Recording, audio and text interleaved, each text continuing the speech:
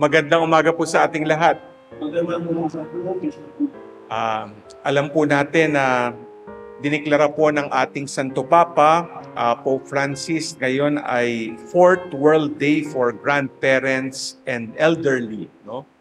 At tayo naman po ay nagagalak dahil yung ating association ng Grandparents and Elderly ng Diocese na Pasig ay naririto po ngayon. No?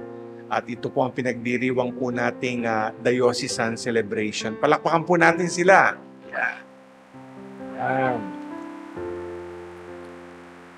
Alam niyo, sa ebanghelyo po natin ngayon, nakakatawag pansin na nung naganap ang himala na napakain ang napakaraming tao, ay sumobra, lumabis pa po no, yung mga tinapay. No? Mula dun sa 2 isda at sabi nga, no, 5 tinapay ay merong naipong 12 bakol. No? At inutos mismo ni Jesus sa kanyang mga alagad. No? Sabi niya, tipunin ninyo ang lumabis para hindi masayang. Mahalaga po ito, no? Dahil alam nyo, sa panahon daw ngayon, kapag daw mayroong labis, itinatapon. Diba? Naku, pumunta kayo sa maraming mga eat all you can dyan. Diba? Daming nasasayang. Siguro kahit sa inyong mga tahanan, no? Pag sobra na at tingin nyo wala nang kakain, no? May tinatapon na lang. No? Sabi ni Pope Francis, ito yung ating tinatawag na throw-away culture. No? Basta hindi na kailangan itapon. Hindi lang pagkain.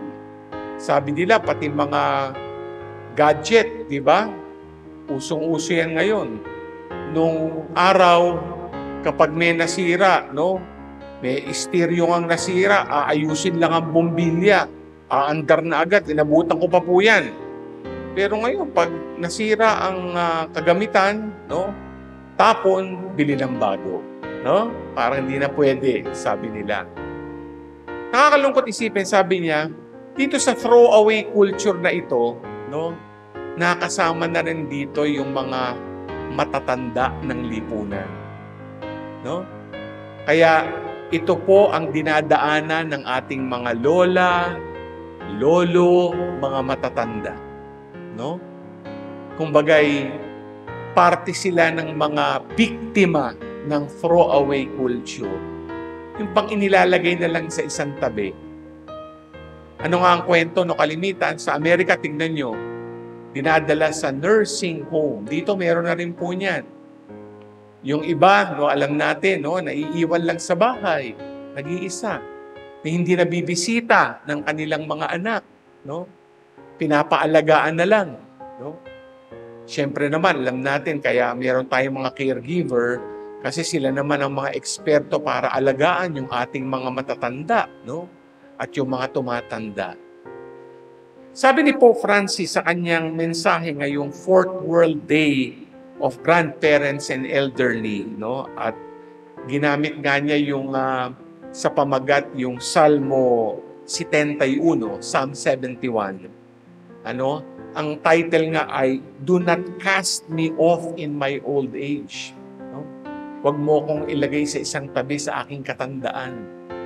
Kasi ang dinadaanan daw ng mga matatanda ngayon, yung tinatawag na malalim na kalungkutan. No? A deep form of loneliness. Dahil nag-iisa, walang bumabati, walang bumibisita, binabaliwala. No? Kaya napakaganda ng hamon ng ikalawang pagbasa, no, mula sa sulat ni San Pablo Apostol sa mga taga-Efeso. No? Sabi nga niya, kung mayroong hamon sa pakikipag-ugnayan, yung bang tayo ay magtiyaga, tayo ay magmahalan, nandun yung pasensya, ito dapat ay ginagawa natin sa mga matatanda sa pamilya. No? At ang ganda nga po, no, dun sa kanyang pagninilay, no, sa kanyang Fourth World Day message, no? Ang ginamit niyang larawan, no, ay mula po sa Book of Ruth, no? At magandang isipin, maganda po yung kwento nito sa Matandang Tipan, no?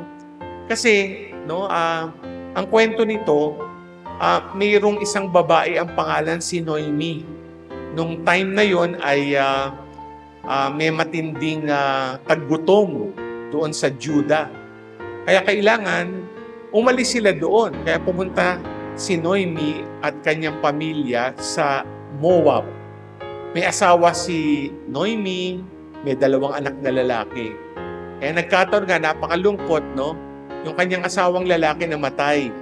Yung 2 kanyang anak na lalaki na pangasawa, 2 Moabite women. Sino ito? Si Orpha at si Ruth. Kaya ang pangalan nga nung Old Testament book ay Book of Ruth. No? Okay naman, no? Pero dumating ang panahon, namatay yung mga anak ni Noemi. No? So nabalo, no, si Orpha at si Ruth. No? Napansin niyo ba, ang unang namamatay, puro lalaki, di ba? No? Kaya sabi nila, ang weaker sex sa mga lalaki. No? Talagang mahaba ang buhay ng mga babae. Kabe-birthday lang ako ng mother ko, 92 years old ang mami ko. Ano ho? No? Kaya pakita niyo, no?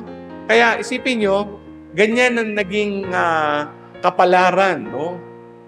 Ni Noemi, no? Kumbaga, naiwan siya sa kanyang 2 manugang. Pero, maganda rito, inalagaan ni Orpha at ni Ruth si Noemi hanggang sa pagtanda.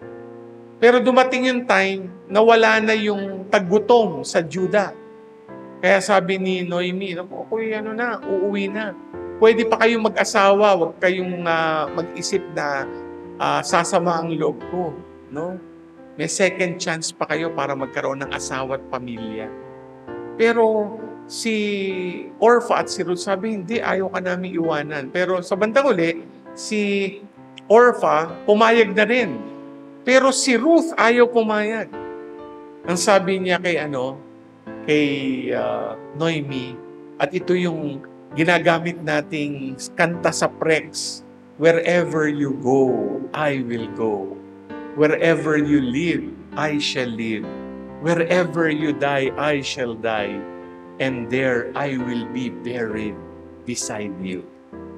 Parang hindi totoo sa magbiyanan at manugang, di ba? No, Ewan ko kung kakantahin nyo yan, no? Kalimitan, hindi yata yan ang team song ng biyanan at manugang, pero kakaiba ito, no?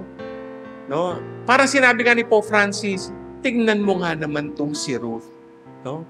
Hindi niya iniwanan ang kanyang tumandang biyanan.